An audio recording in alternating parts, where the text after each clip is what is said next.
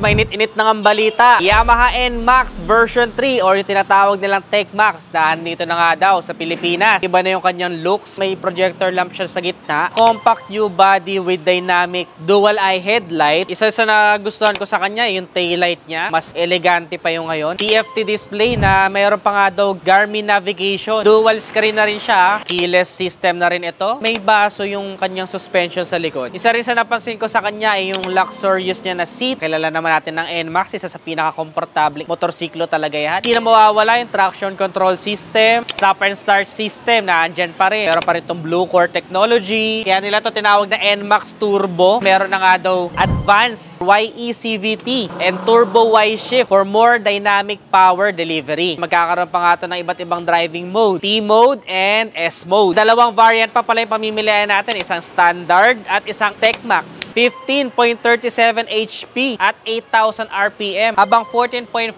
Newton meters at 6,500 RPM of torque. Standard version 155,900 pesos, 175,900 pesos TechMax version. Dalawang kulay na nakita ko doon, ceramic gray, dark magma. Lahat ng information na narinig nyo ngayon ay i-confirm pa natin. Pero syempre, kapag nilabas sila official launch, ibibigay ko sa inyo yung accurate na full review sa bagong-bagong NMAX version 3 TechMax.